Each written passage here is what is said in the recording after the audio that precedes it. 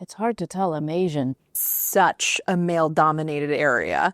As a camera operator for National Geographic, you do get more respect, unfortunately. I'm Ukrainian. Nice boss with Russians. I'm so sorry you're having this personal issue. everybody needs a woman camera operator.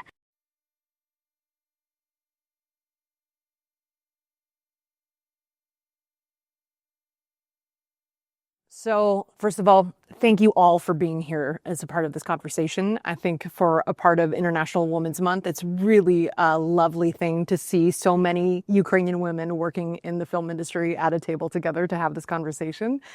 The best way to get started is just with an introduction. So if you wouldn't mind just going around the table, let us know your name and just a little bit about what it is that you do within the film industry.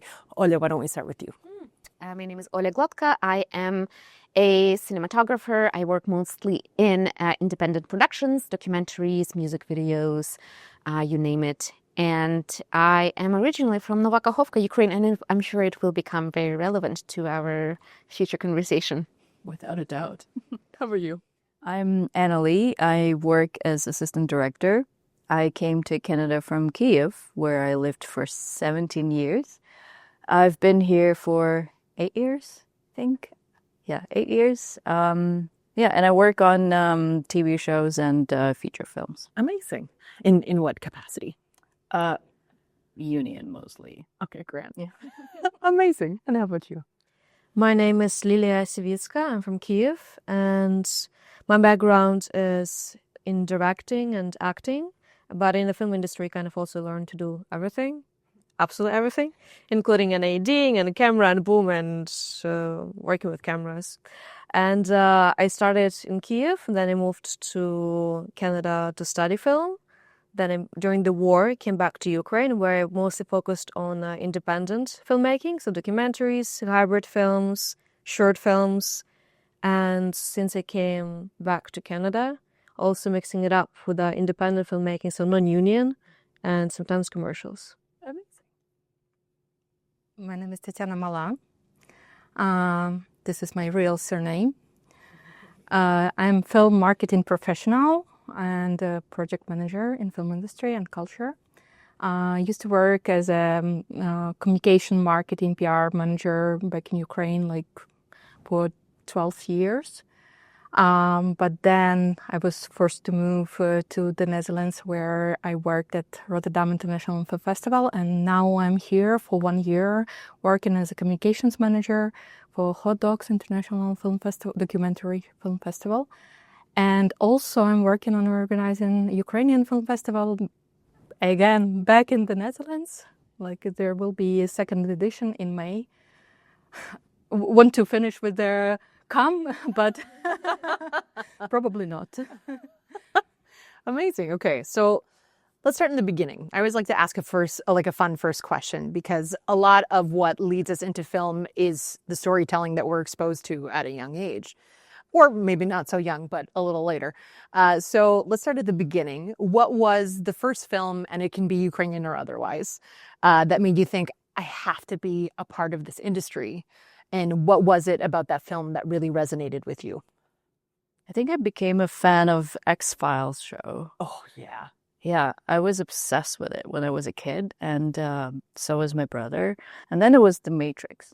Oh, yeah. Sorry, that was like, yeah, it was a lot of emotions watching that movie, and also thinking how they did this and how did they do that, and yeah. Big time. That is a big inspiration for me as well, actually. Yeah. But then I'm honest, like so far, I'm really proud of being part of What We Do in the Shadows TV show, because in my career, it's like a highlight of my career so far, because I was a massive fan of the show, and I made that show. So yeah. Something to be proud of. Something to be very proud of. That's right. That's right. Yeah. Amazing. Thank you, Grant. Anyone else? Yeah, I can answer this question, but it was not a film itself, like one or two. I think it was mostly a festival. I remember myself during first year of university, and one of my folks, whatever, asked me like, "Hey, do you want to go to? There's a film festival going in the house of cinema house, like this old, very old building in the city center of Kiev. It's mostly like a very old schoolish building without a regular yearly program. They only have special events, and they help like international documentary human rights film festival, which is called the KDCA. And Panorama. I remember, no, house of cinema house, Budinok Kino. Yeah. And I remember one scene. I don't remember what exactly we have seen there, but we spent entire day there because it was really, really rainy day, like really wall with rain. And we decided that, okay, let's stay here and watch some movies. I think it was 4 movies, documentary. And then after second one, I think I realized that I like this vibe. I like people like us, like you can see organizers, you can see people, and it's really unique audience. It's not like regular, like it's not about like splitting people.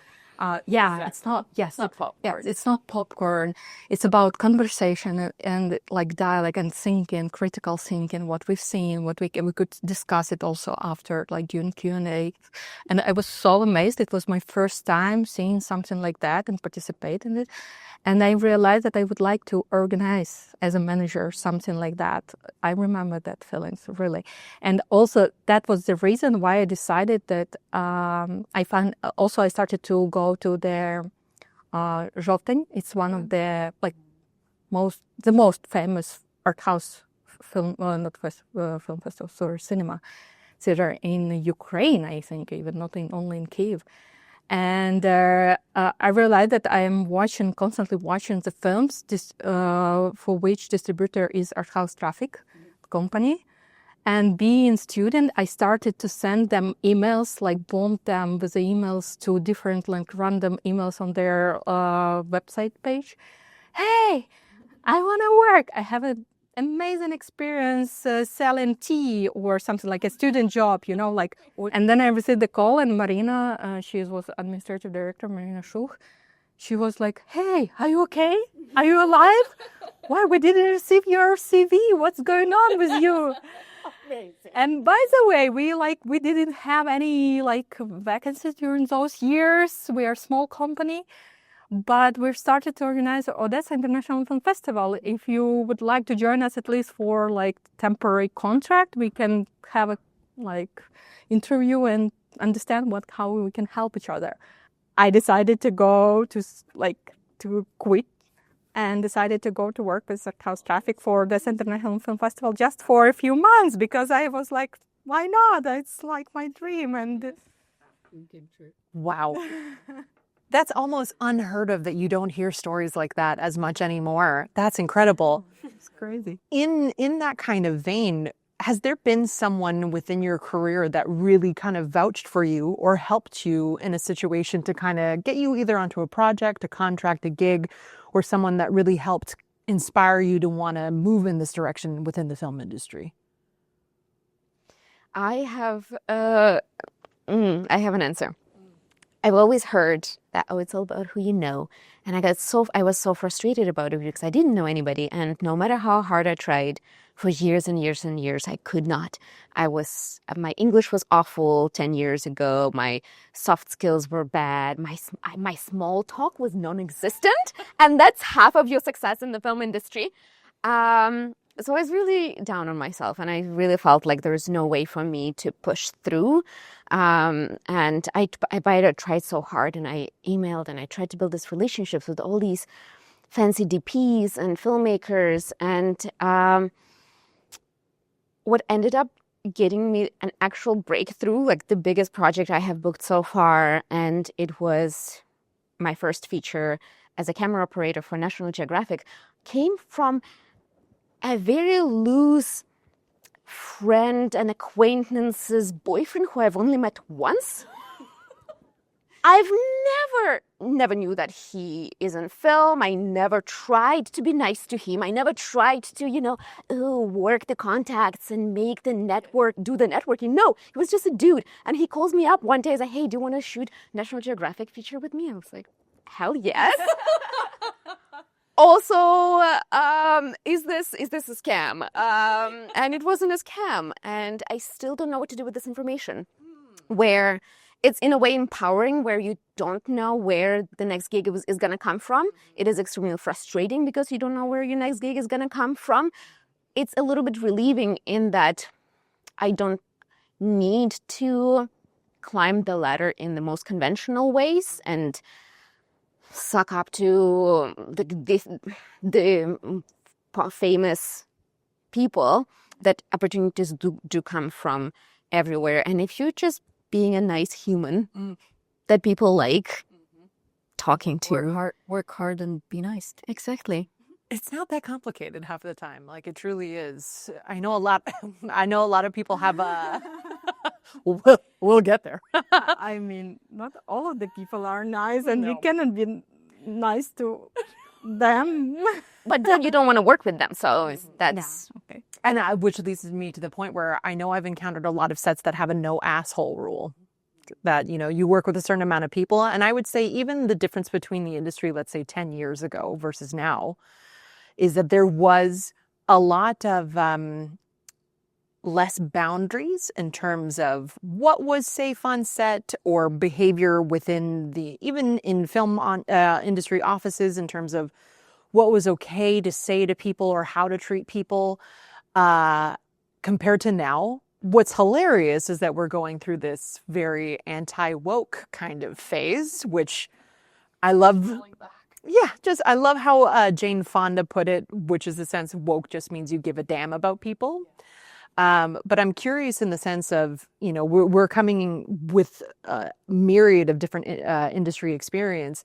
What kind of gatekeepers did you encounter along the way, or, moments where you felt almost like you didn't want to be in this industry anymore because of how people behaved within the work? I have a good answer. Let's hear it. So I also was struggling because like you mentioned, the small talk, all these things, it's not our cultural thing. And I'm saying as a Ukrainian, or as my friend lovingly put it, I'm Ukrainian. So now I'm Ukrainian. So I had this opportunity to work on, I just started in the guild. I was a set PA again. So, there was opportunity to work on a very big Apple show, but I knew that they hired me because I'm a woman and a visible minority. And I was really offended and kind of like feeling a little bit bitter because of that. I was like, you hired me just because I'm a woman and Asian. You didn't hire me because I'm good at my job, and I am good at my job. But then I was like thinking about it over and over and over, like, you know what, maybe I should just ride this wave and use this opportunity, because if it's open for now, because even like we got 3 PAs and we needed another one, and I was rooting for my friend. And sadly, he's a white male, and we couldn't hire him until we exhaust all our resources for minorities. And I was offended by that too, because it only underlined why I'm here. It's just like, yeah, I am here because I'm a woman and Asian. But I started using that, and I feel like sometimes it doesn't matter how the door opened or stayed open for you. Maybe just get in. Amen. Yeah. Yeah. Yep. But sometimes it is a little annoying because, this is why you hired me, but okay. I guess I have to show you now that I'm good at my job. Now that all the DI is being reversed, now you'll get all this proof that you are good. Yes. You wanted to prove yourself anymore. Yeah. So I'm curious in the sense of being women in film. And Olya, I'd love to start with you in this question, because cinematography is such a male-dominated area. In terms of, having to prove yourself or prove that you're capable of doing this, what kind of things did you face? And did you feel that kind of push and pull? Is that something that still exists for you today? On on your note, to build on your note, what I'm facing right now most is all of my counterparts in the film industry who have much more gigs, much more work, much more male privilege and Canadian privilege of having been born here and lived here, tell me, don't you worry, you're gonna do so fine. Everybody needs a woman camera operator. And if I got a gig for every time somebody said that to me, I wouldn't be here. I would be on set right now in Hollywood or somewhere. That's what I find most frustrating. People assuming that I will get a job just because I'm a woman, but also being dismissed because, oh, I'm 5 foot and our talent is 6'7", which partly I understand, but also it's a locked off tripod interview. And also to your earlier question about the gate. So we're in the same theme of gatekeeping. And when I first started, I sought out a lot of mentors and, of course, a lot of women mentors. And I was very lucky to have a mentor who was one of the first women cinematographers in Canada. And the stories she told me were so depressing. The amount of sexual harassment and inappropriate behavior that she received. And people those days, right? Like women had to put up with so much and just keep smiling and pretending that it's okay. One of the most devastating stories from that time told by other women cinematographers were that the reason the gatekeepers weren't actually men in the industry, but sometimes the wives of those men who wouldn't allow for the DP to hire these women as assistants to go on this long documentary shoot for 3 months up in Arctic because patriarchy taught men to hate women and women to hate women. You can go. And I thought that was over. And I was genuinely reporting back to my mentor to say that, oh, I haven't been groped on set ever. Isn't this amazing? And I was so happy to report back that we aren't living in those times anymore. And she agreed because my mentor has been that path.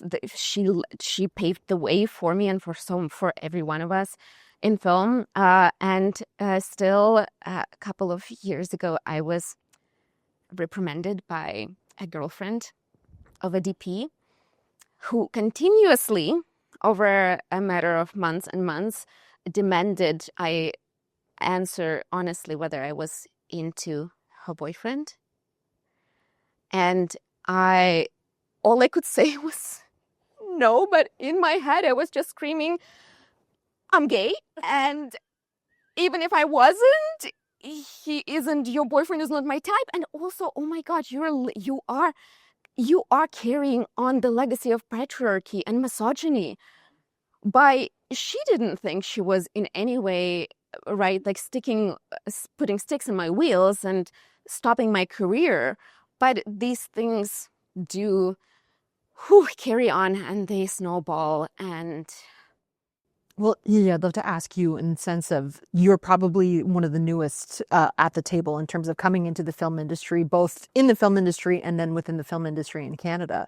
So what has your experience been? Have you found it welcoming? Have you found it, are the doors closed? Are the doors open in the sense of how you came to Canada, but then also your experience working both as an actor and as a filmmaker? That's two very big and important questions. So the thing is, the first time when I came to Canada in 2018, after the first year of studying, I wanted to work so badly that I just basically spent, instead of being on the lectures, I spent all my time just like knocking on the doors, like, hey, I want to be on set. And people started to, you want to be on set? Like, what do you want to do? It's like, I'm a first AD. I was like, I had no idea how much work it is to be a first AD. It's like, a first AD, great. And and I remember the moment, like I really tried even to dress very like properly, to be on set, to be respected, because you come. And I remember the first time arriving on set, never in my life being first AD, only like hearing about it in the film school, because like in the film school we practice it every weekend, and reading about it like in Google, watching YouTube videos, and then arriving on set, and I'm the only girl on this like huge music video. Everyone is men like after 30, and they can be first aided by a girl who is like 20 years old. And I love that for you though. that was a great and painful experience, but it was like so in that sense, I found that actually for me, it was very welcoming. I never had like a problem how to get on a film set in Canada, actually. It was very smooth. I feel like actually in Ukraine, for me, it was harder before I came to Canada in terms of the independent filmmaking. Because for me, I started to think about commercial work in terms of directing very recently. Before it was always independent filmmaking, because that was what I was focusing on and interested in. Like, so for me, even the word industry, it wasn't something that that was my like goal. I was more looking for the mentorships and directors with voices, because that's the films that I was also connecting with. So when I came to Canada, also what I realized that people who embraced me the most were also other foreigners, other immigrants. A lot from Mexico, actually. There's this warmness and openness that I just create from all around the world, honestly. So I think Canada, in that sense, it's really good because everyone just like tries to support each other. But yes, I definitely felt a difference in terms of the, also you asked your second question with the acting and directing, right? It is different. I feel like it's almost, if you're directing, you always like you put a persona of yourself, and you almost like you do get more respect, unfortunately, because acting, it's such a like you need to be such a, I feel, grounded, intellectually and emotionally developed. And I feel every single time I was coming on set as an actor, immediately just people like look at you very differently, very often. Or sometimes they try to run around you because they have to, because they were told to, but you feel this a bit of disrespect. And so it's almost like, okay. And in this sense, it's not just like about, being a woman, it's generally the profession itself. So there's always something to work on. Mm-hmm. I'm curious, in terms of everyone's experience, is that something that was a common experience for you, that you found other communities more welcoming than the quote unquote Canadian community when you first arrived? It's hard to tell. I'm Asian. I mean, I look like Asian even though I'm Ukrainian, but yeah, it's hard to tell because nobody thinks that I'm from Ukraine or I was born outside of Canada. Most people just assume that I'm from here, and yeah. So it was never in the conversation, or was Not it? really. I usually bring it up and I say that I'm from Ukraine, and I start asking people, what's your background? Or because if somebody's named Pavlo, you can't just walk by and not ask questions. You know what I mean? Pavlo from Scotland. Yeah. Like, never. It's like, no, if I hear Pavlo, it's like, hi. I think So, But I think just like to quickly add, what I meant by that is, it's not about the some communities are more open than the other. It's more that if you are coming from another country, again, you can work somehow in a union sense, but you're not really at the beginning of the union. So you end up naturally in independent film industry, and you want to work with each other. People want to support each other because you know that it's not easy. So I feel like that's where this openness comes in.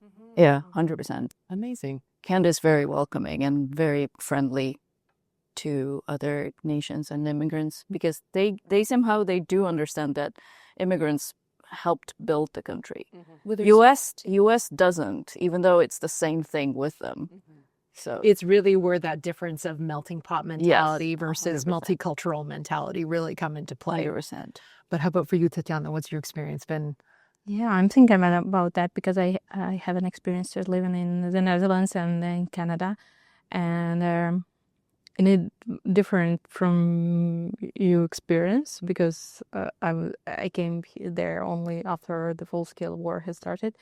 So basically, I felt like people wanna help me as a like refugee, you need help, blah blah blah, but also like without any I didn't feel that they are like look at me like as a professional especially when I was looking for a job, because most of their, for instance, Dutch people, they were super friendly, open, like to help. But when we started to talk about work, they're like, oh, there's plenty of different positions, like you can clean the houses, you can go to work to the supermarket, you can whatever, like do whatever you want. There's a lot of work, like it's on the money, right? It's on the money. And most of the times it was like people very very high educated, very on a good positions, like I couldn't speak from the like it was very hard to explain why I'm looking for something more like than just a regular job at Uniqlo, which I've done actually in the Netherlands, just for like a survival job. But we are so surprised to hear from me that it's not like a dream job for me, and it's not like that I'm happy, because most of them were asking me like, are you happy now? You having money? Good for you. Like, I've had a very enlightening experience around it because I never felt belonging or like accepted by neither of communities of the locals, local, white, Canadian, and people of color. Let's pretend there are these two categories, where Canadians always knew that I'm not from around here. They always picked up on my accent. They always alienated me by asking random silly things, and but new immigrants, and specifically people of color, always assume that I'm just a white Canadian born Canadian. So they never they thought, they made me aware of all of the unearned, for the most part, privileges of being a white person in North America. And I fought it for a minute. I did not realize, and I'm so grateful to those people who weren't willing to jump and, give the shirt off their back just because they needed that shirt really bad. And that was a really big experience, especially coming from a European context of what being Ukrainian means, to now coming to a North American context where race and whiteness means so many different things. Mm-hmm, mm-hmm. I'm curious in the sense that, there's a real idea of women taking up space when you're in a what has traditionally been a male-dominated space like a film set. It can at first feel very uncomfortable to say that I'm not only that I want to take up space, but that I am worthy of taking up space. And I know in my own experience, I think the most consistent thing I've ever been in my career is underestimated. So my personal trauma. But I'm curious in the sense of, what were experiences that you had within your own careers where you found yourself shrinking or, trying to make yourself smaller, and have you successfully kind of bridged to the other side where, no, I'm not going to do that anymore. I'm not going to do the Canadian polite thing or the polite female thing. And I'm really going to own this space because I know what I'm doing and I know what I'm capable of. We were just yesterday talking on set about female voice on walkie. Interesting. And how people sometimes just ignore it or don't respond to it as opposed to a male voice on walkie. And so first CD asked something and the PA responded, and she's female, and she didn't get an answer. And then they repeated the answer but another PA who was a male said something. And the first thing he was like, oh yeah, sure. Like, bring the cast in or something like that. And he was like, oh yeah, I'm invisible. It's because of my female voice. So I actually, even from in Ukraine, I started at some point wearing feminine clothes to set. I wear a lipstick on set, for example, like for 14 hours. Yeah, I don't care. I wear skirts, I wear dresses when the weather is appropriate, obviously. But yeah, I stopped wearing like masculine clothes to set. I wear what I want and what is comfortable for me. And I'm constantly highlighting the fact that I'm a woman.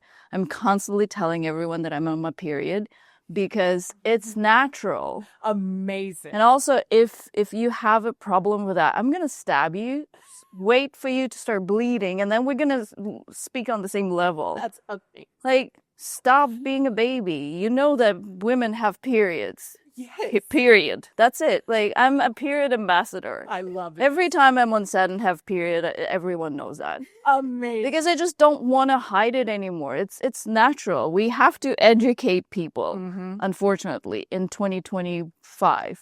You know, I think that is, I wish it's something even like could start from school.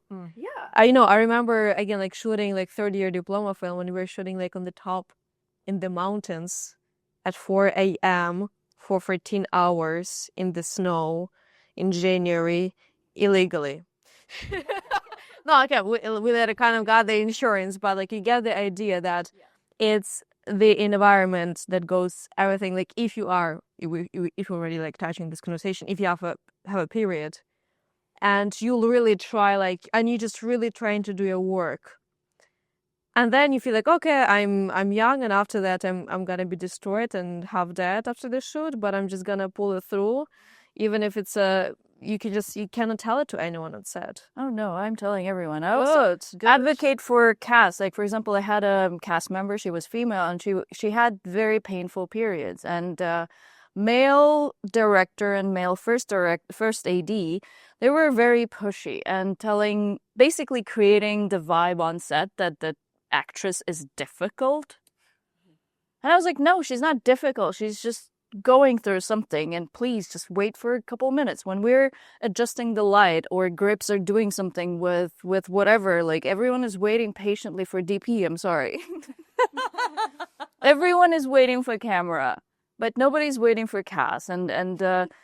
No, and I was constantly defending her. I mean, she doesn't know about that. She doesn't need to. But I was like, no, I don't want you to feel or think that when a woman is on a period, she's difficult. Like, no, so yeah, I'm very feminine. I try to be very, like, I'm not trying to be feminine. You are? I am a feminine, yeah. I'm just being, like, I like being myself on set. So yeah, if I'm on my period, everyone's gonna know that. I mean, if you ask me. But there's also something you said about the, even your own presence, the way you look on set. Of course, everyone is usually just wearing the black, very simple, very comfortable. And I remember we were shooting a short in Ukraine, and it was half Canadian, half Ukrainian team. And I remember like everyone, like is dressed in from Canada, like Arc'teryx or something, like at the most. Yeah, you get it. And I was directing that film, and I wanted to dress according to how I felt. And it was like, it was very classic coat. It's like I always felt comfortable at it. And I just felt that at the beginning, first like day or two, so she's a director. Like and then so you almost like intentionally try to break that perception. It's like you can say whatever you want to, but you will see the passion, and then your idea is gonna change. Yeah, exactly. And you just continue to do your thing. And also, I'm pretty smart enough not to be in front of the camera when I'm wearing something orange or something like that. Like, because I'm not supposed to be in front of the camera anyway. I know that, so I can wear whatever I want. This is bringing up an experience that I remember working at a film festival where I had a colleague was told that she would not be able to advance in her career because she did not dress enough for the job.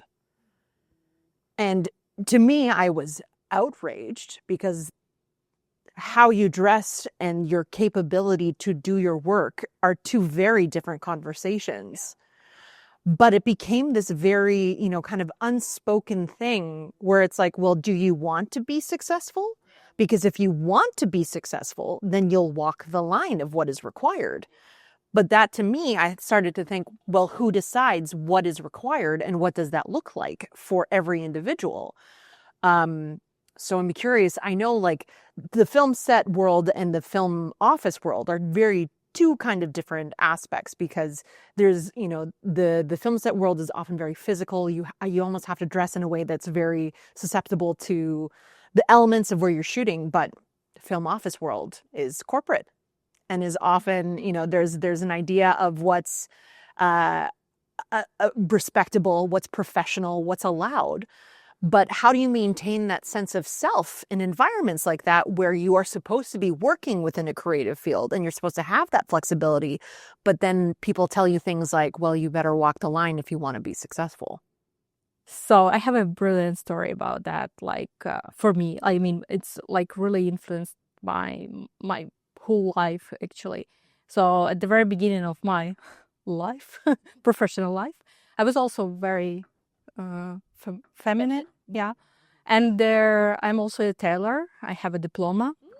So I could make myself only like a dresses. I only had one pants for sport and for something, I don't know, outdoor.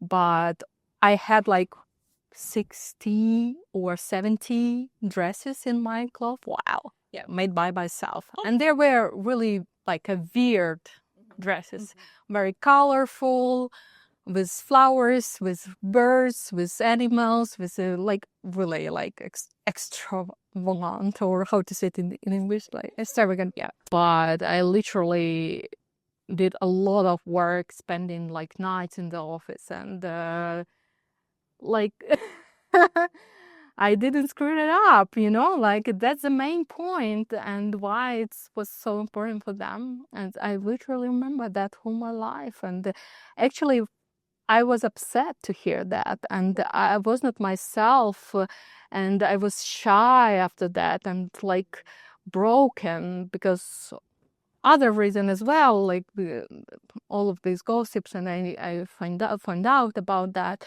So yeah, and I actually at some point I lost my, like, if I would need to start for looking for a job after that, like so intense, like I was trying to work for Art House Traffic, I wouldn't do that. I actually stopped to do that. Like the next job was the QDays UA, but only because of their like reference of also like my colleague who liked me to work with me and could recommend me as a professional. And it's documentary world, and I could be myself and blah blah blah. But like yeah, I was broken, and I didn't know what to do and how to behave. And Judging the clothes, it's almost like the last resort. It's like, why don't you wear a suit? Yeah. Like, I can be channeling my inner Adam Sandler and wear dress next day and still do the same job on the same level. I would always get grief because I, a long time ago, decided I was not going to wear heels anymore. It was just, my God, like, talk about insane booby trap torture for women. But of course, working at a film festival, your days are long and you are on red carpets. So there's this tension in the sense of, well, and even like, let's talk Cannes. Cannes has a rule that you have to wear high heels on the red carpets. So this idea, Oh my God, imagine. I know. Exactly. How things would change if the conversation was different in that regard. But I'm curious about this idea of identity. And especially, we are now 3 years into this full-scale Russian invasion. And I think I'm not alone in saying that there has been a very clear shift in tone in the sense of how Ukrainian representation and the importance of Ukrainian representation is being portrayed within these quote unquote big film institutions. I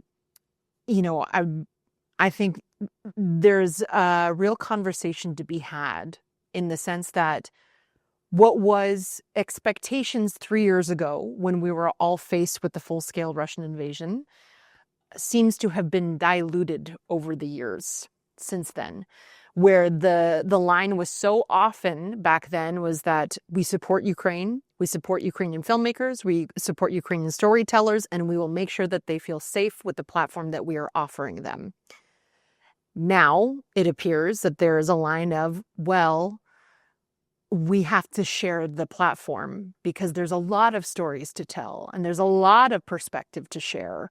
And I'm curious in the sense that as Ukrainian storytellers, when you are being invited into spaces, say you are fortunate enough to have a film in a film festival that is being given equal platform to someone, in this specific case, is either a Russian or a Russian film that tells a very different story of this conflict, this war. How does that make you feel as both a Ukrainian, but as a storyteller? And what can these institutions do to ensure a sense of safety that you are able to share this space or occupy this space in a way that isn't asking you to compromise on your integrity and who you are and what you believe in? I can speak for myself, as someone who used to work for the Toronto International Film Festival. Those protests were very difficult because that used to be my safe space. Yeah. That was the place that I could celebrate and love film anywhere else. Thank you.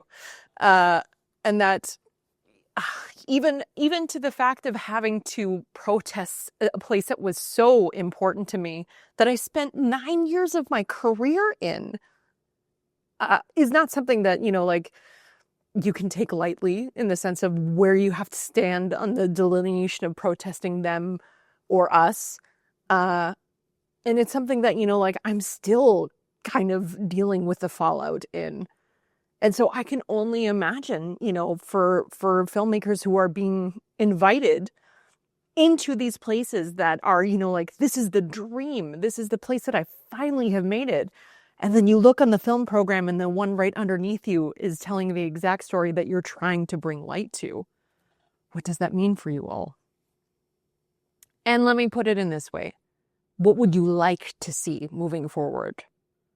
I have a lot of experience talking to Western colleagues back in Europe and here, unfortunately. And even when you explain them, even when you share facts, not emotions, not like, oh no, just boycott all of the Russians. You explain literally the background of this relationship, between our countries, why it's wrong, why it's like literally on the very educated level.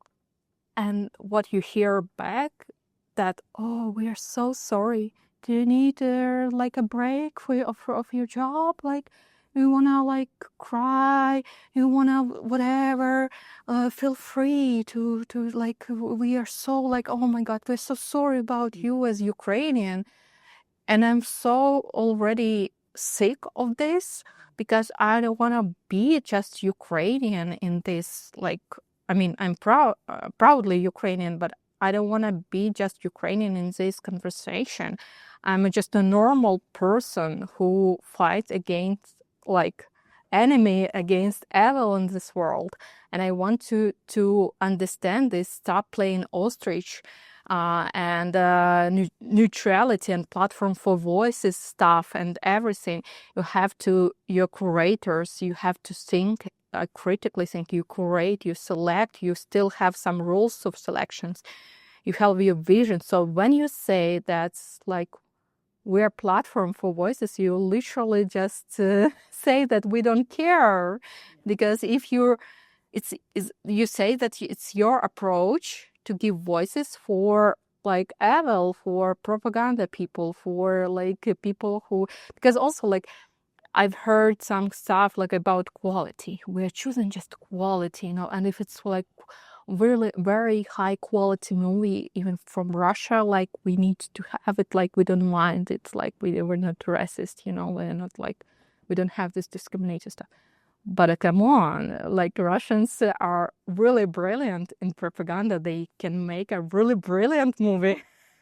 Of course, we are not talking about qualities of it. I think that's what I would like to see in this world, that it's complete, entire rethinking of their curators and process, and like if we're talking about film festivals and yeah, because it's my area, and their even distribution. I think that people have to rethink it, have to accept that the world is different now, and that's we cannot like move in the same within the same frame, within the same, I don't know, manual, because it feels like they stuck.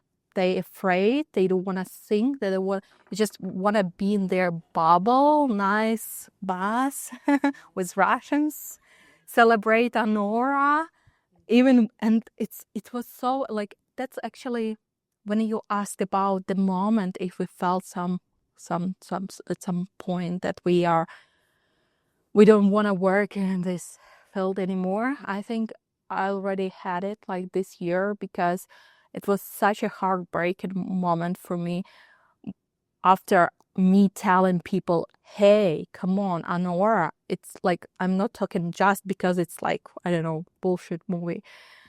Literally, like, there should be like a reputation institution, right? Like reputation, like why we are boycotting people who are like harassing people, and which is also like, really, I am happy that we are finally can cancel someone for that, for racism, for harassment, for it. But why we don't cancel anyone for being supporter of genocide, for instance? Why we wouldn't start this to do, like, I think we should do that. And when I told people why it's wrong, why that because of actors who support a genocide and la la la, it didn't change anything. People don't expect that they're wrong. Nobody told me like, oh no, I just didn't know. I'm so sorry. Like, delete all of the pictures in Instagram of celebrating this like stuff. No one. They're again sorry of me being Ukrainian. So sorry. Yeah, So, that it's a like, I'm so sorry you're having this personal issue or this personal response to this.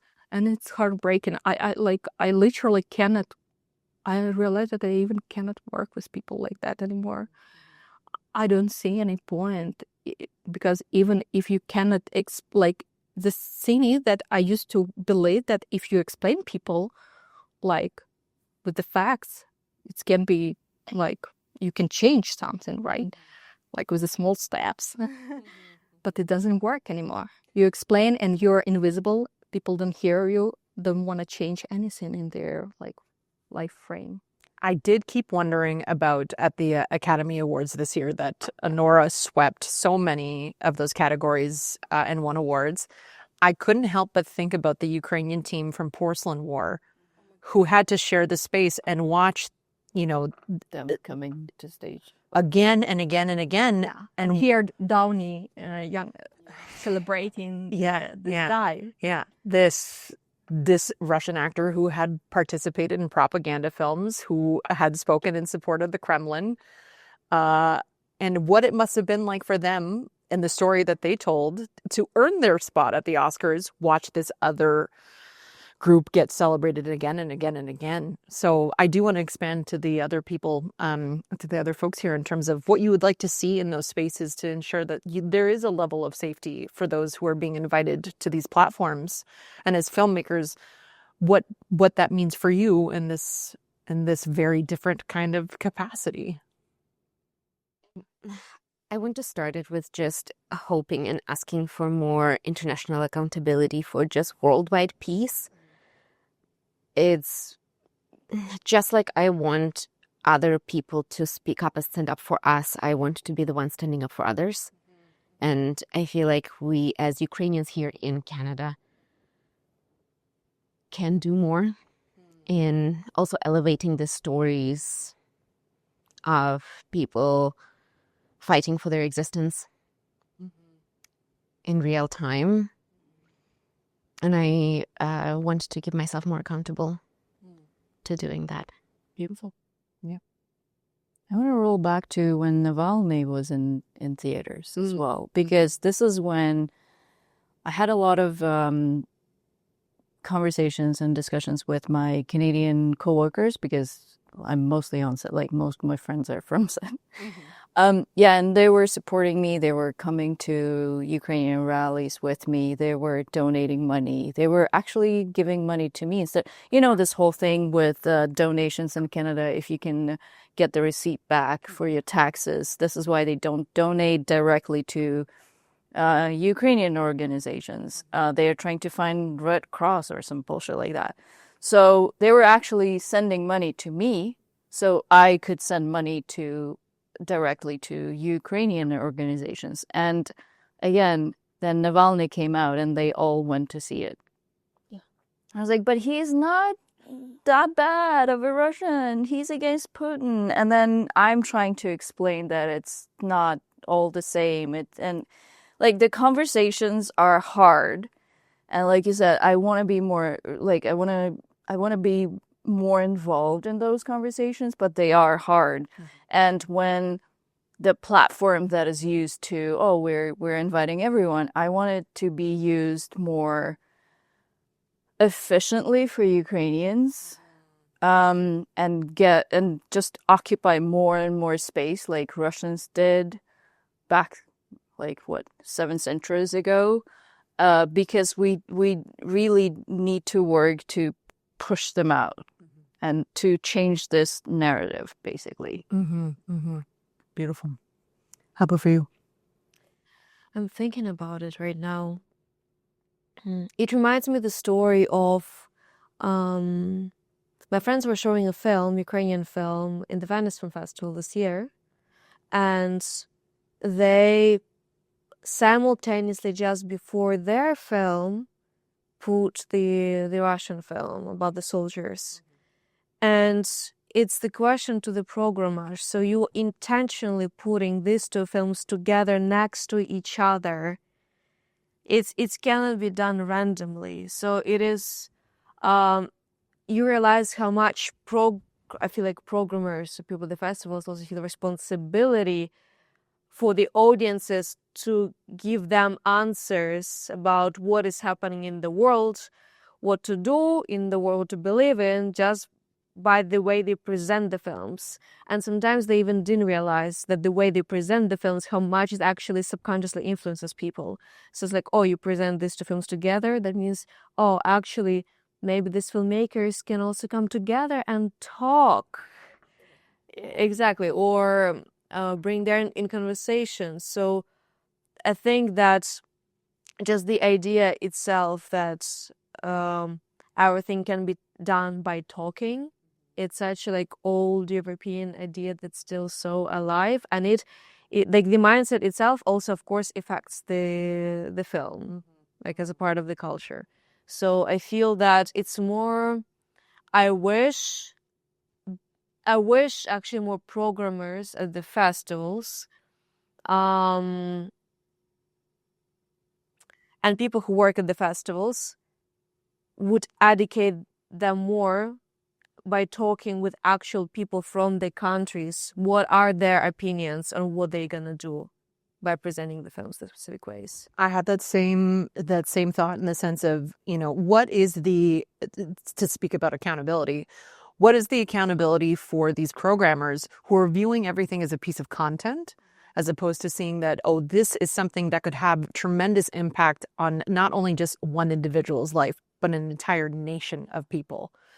That we are not content. We are not there for your bottom line. We are not there to put bums in seats, but that the stories that you are giving a platform, the filmmakers that you are giving a platform, will have very real consequences on the people who are affected by the stories that you tell. I would like to end on a positive note. We talked a lot about a lot of different themes and a lot of different areas, but I think one of the best things about the film industry often comes in the sense of holding both each other up and others. So to kind of bring this conversation to a conclusion, I would love for you to either share something about your own work that you're excited that is coming up that we can kind of shout out to. And if not your own work, then someone you're inspired by, hopefully Ukrainian, that you would like to kind of give a shout out in terms of what they've got coming up, or anything that you're inspired by from the Ukrainian film world. Anything that you want to shout out at all? I have to talk about it, but it's not going to end on a positive note. That's okay. I'm working on my first directorial debut on a feature documentary about my home and about the Kakhovka Dam breach. Now a year and a half ago, and I understand as a first-time feature director, I have so much to learn and so much to climb and figure out. But it still stinks to be declined of every single grant, every single financing, every single request for even a meeting with distributors, who all say that this is a super important story, and it is because nobody else is working on it, and it's a personal connection, and it's like everything about it. Everybody tells me that it needs to be made, but nobody can support me in it. So it's not a positive note really, other than I will make it anyways because I cannot not. And through the community and like my people around me have been extremely supportive. So if it means that it takes me 10 years to make this documentary, and I fundraise, and my friends help me fundraise 5K, 10K every year, this documentary will come out no matter what. Amen. But if you could ask in terms of what you're looking for, are you looking for production funds? Are you looking for post-production funds? Are you looking for distribution? Any kind of funding whatsoever available for her to make her film? Let's just clarify in terms of what you would like the ask to be. I am planning... Then just add link to this video. Exactly. I am planning my second trip to Ukraine to document the progression of the recovery of nature after the dam breach. It's an extremely important environmental experiment. Things like that has happened before on much smaller scale. So this is the first time we are experiencing a war crime directly affecting a dam infrastructure on this scale. And it's the first time such crime is tried at the International Criminal Court. So I'm planning my second trip, and I will be fundraising again to make that trip happen. And if you look me up at LYAGLOTKA on the internet, you will definitely find out, and you can stay in touch and watch my journey back to Ukraine, back to my hometown one day. That is wonderful. Okay, thank you. I want to mention Anya Burechkova, Ukrainian director, and she was actually, when I first started in production as a production assistant, I came to set to they were working on commercial. I don't even remember what commercial was that, but I saw Anya for the first time, and I looked at her for like half an hour probably. I was just sitting on set quietly and just watching. Before that, I only worked on music videos and something very small, so that was big for me back then. And I watched her doing something. She was a first AD, and I actually like the description of the position as druhý režisér more than first AD, because first AD is assistant director, and then a lot of people think that you're assistant director and you're just bringing coffee, and it's not director's assistant, it's different. But whatever, druhý režisér, I think, sounds better and explains better the position. So she was. And can you give a translation of what that would be in English? In English, second director. Another director, I guess. Yeah. Very new use. Yeah. Mm-hmm. So she was a first AD, and I just fell in love with her and what she was doing, and she was a female, and I was like, oh my god, I want to be as cool as her. So she just directed a movie, Forever, And which is going to be playing at the Toronto Ukrainian Film Festival. exactly. So yeah, so I wanted to mention her. And also, I just worked on third season. Should I mention that? Please. Third season of Law and Order, Toronto Criminal Intent. I think it's the show that we all grew up on, or at least like we saw something of it, because Law and Order was on TV forever as well. So, and there's a lot of Ukrainians in that crew.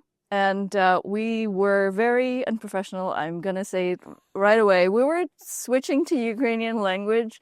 The moment we see each other, it's like, Dobranok. There's a production designer, Ukrainian. Assistant location managers, Ukrainian. One of the crafts people, Ukrainian. I also met their sound mixer, who wore Plast T-shirt, Amazing. which is also, I can't just walk by and not ask about it. So he was born here in Canada, but his James? no, Okay. Zenon. Okay. Yeah, so he was born in Ukraine, but it was also a great opportunity for me finally say to somebody else, your Ukrainian is so great, because he grew up here. So, but usually people tell me this, and I was like, yeah, I'm Ukrainian. This is why my Ukrainian is really good. So yeah, there's a lot of Ukrainians in that crew, and the vibe on set is really great. It's just like the total opposite of toxic vibe with like no respect or anything. There's a lot of women, a lot of people of color, a lot of Ukrainians, and I had fun working on that show. Amazing. Yeah. Love that. Amazing. And I can't wait to see Anya Borichkova's movie. Same. Yes. Heard already so much about it. Yeah. Honestly, there's so many right now Ukrainian also filmmakers that just their films were acknowledged at the big festivals that you just wanna like do the whole list. But for recent news from me, there was a film that it was one of the first Ukrainian Canadian co-production done after the full-scale invasion. And the film is fully finished and it's going to be shown in April with a collection of letters from Ukraine in Riga Festival to Anya's. It's a short film called Teach Us How to Fly that basically directed, and I hope to show it also later in Toronto. So we just started its festival journey, which is very exciting that it's finally going to be released, so I can just focus on the next film. Wonderful. Yeah, of course, I'm gonna tell you about my festival. It's not in Canada, but I'm working so hard. And why exactly I would like to tell you about that, because the whole idea, like why I decided to do this project, was like came up from this point that I want people to see us as a professional. People who can be jury, who can curate festivals, who can be speakers, who can moderate something. So when I was working at the Rotterdam Film Festival, actually I organized the first delegation of Ukrainians to the festival. And my idea also was like, no, not just let's bring them and pay for their logistic and accommodation. No, let's include them to their program.